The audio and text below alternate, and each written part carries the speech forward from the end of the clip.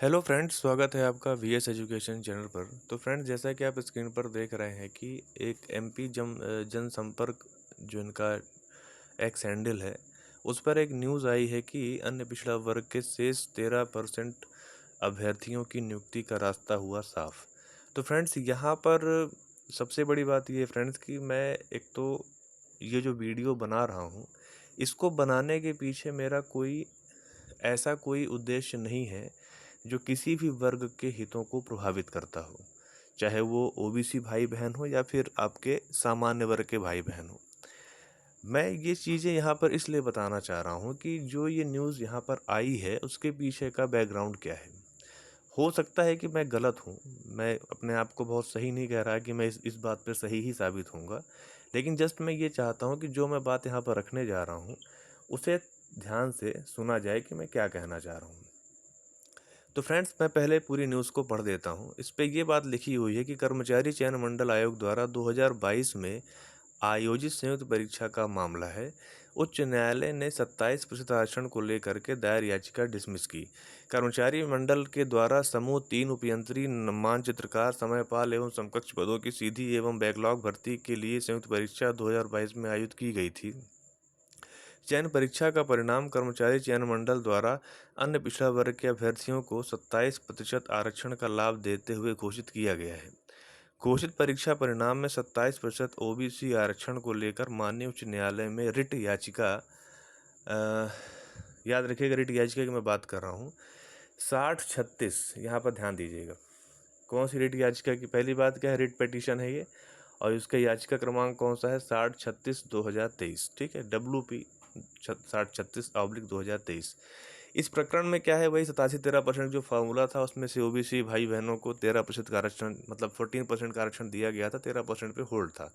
ठीक है, और इस याचिका को डिसमिस किया गया। ठीक है, तो मेन चीज़ यहाँ पर क्या है, जो रिट पिटीशन है वो कौन सी है आपकी, 6036/2023।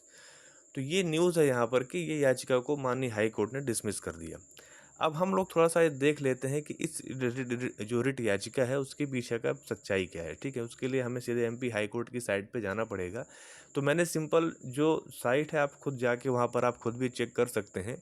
मैंने सिंपल जो उसके क्लिप्स हैं, है ना, स्क्रीनशॉट्स हैं, वो मैं आपके साथ शेयर कर रहा हूँ। मैं इसको लाइव आपको साइट नहीं दिखाऊंगा खोल के, क्योंकि उसमें थोड़ा सा टाइम लग जाएगा ज़्यादा। तो सिंपल मैं आपको वहाँ पर सीधे वो क्लिप्स दिखा रहा हूँ जहाँ जहाँ पर वो चीज़ें हैं। आप खुद भी जाके आप अपने तसल्ली के लिए आप खुद चेक कर सकते हैं। आप मेरी बातों पे जस्ट ब्लाइंडली उसे फॉलो मत कीजिए, आप खुद भी उसे चेक करिए, तभी आपको कंफर्म होगा। तो अब सीधे हम लोग फ्रेंड्स चलते हैं कहाँ पर, माननीय हाई कोर्ट की जो साइट है उस पर देखते हैं। तो जैसे ये साइट है आप यहाँ पर देख रहे हैं, यहाँ पर सबसे पहले एक एक चीज़ मैं आपको बता देता हूँ। सबसे पहली बात कि केस का टाइप क्या है, रिट पिटीशन है तो वो WP लिखा हुआ है।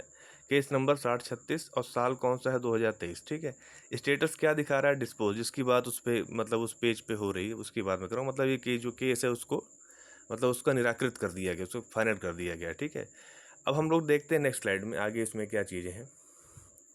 तो फ्रेंड्स, हम लोग अगर आगे जाके देखते हैं तो इसमें यहाँ पर आप देखिए, तो इस पे जजमेंट्स पे अगर हम जाके देखते हैं तो इसमें 3 जजमेंट हुए हैं। पहला ऑर्डर हुआ है कब, 22/1/2024 को, दूसरा ऑर्डर हुआ है 24/1/2024 को, और फाइनल ऑर्डर हुआ है 21/2/2024 को। ठीक है, न्यूज़ आज इस चीज़ को मतलब वायरल किया जा रहा है, आज की डेट आप समझ सकते हो कि 13 जून, जो 14 जून है, लेकिन इसका फाइनल ऑर्डर कब का आया हुआ है, 21 फरवरी 2024 को, मतलब आज से करीबन 3 महीने पहले का ये ऑर्डर यहाँ पर आया जा चुका है। ठीक है, इसमें अब कोई वो नहीं है।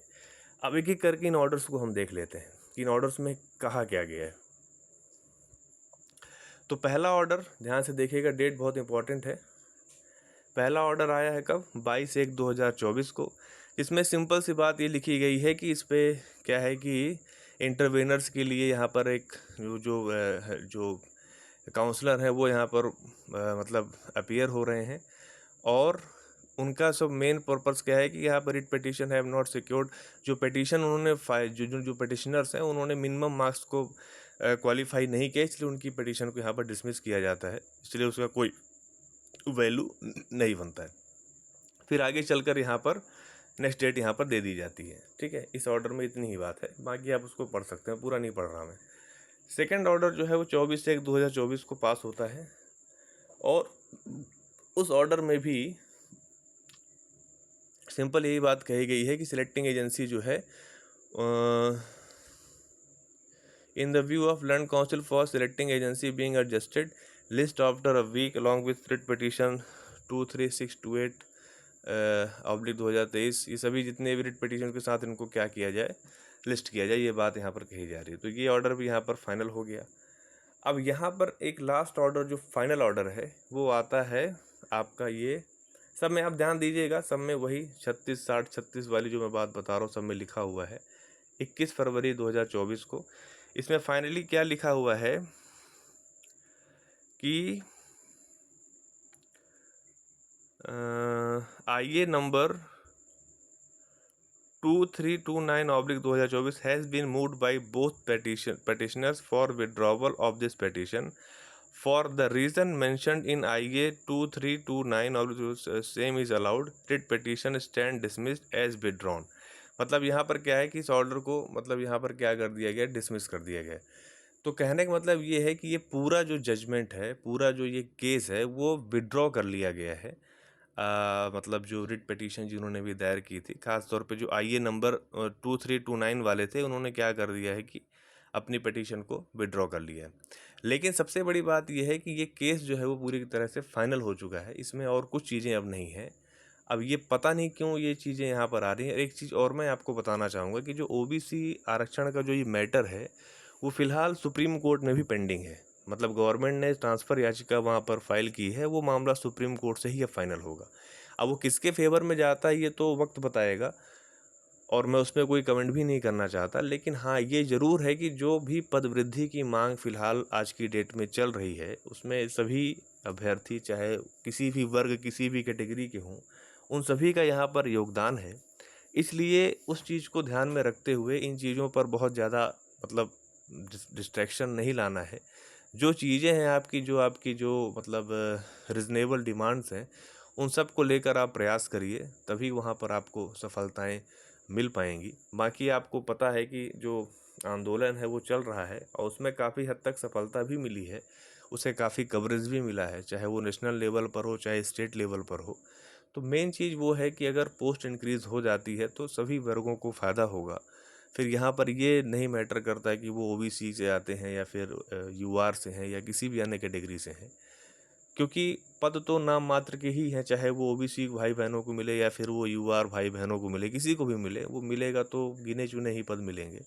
इसलिए फोकस पोस्ट इंक्रीज पर होना चाहिए, ना कि इन चीज़ों पर। क्योंकि अगर ऐसा मतलब अगर ये मैं अभी भी ये चीज़ बोल रहा हूँ कि मैं अभी भी श्योर नहीं हूँ कि ये जो 60-36 जो मैं आपको बता रहा हूँ, जो यहाँ पे डिस्पोज दिखा रहा है, मैं सिर्फ उस केस की बात कर रहा हूँ।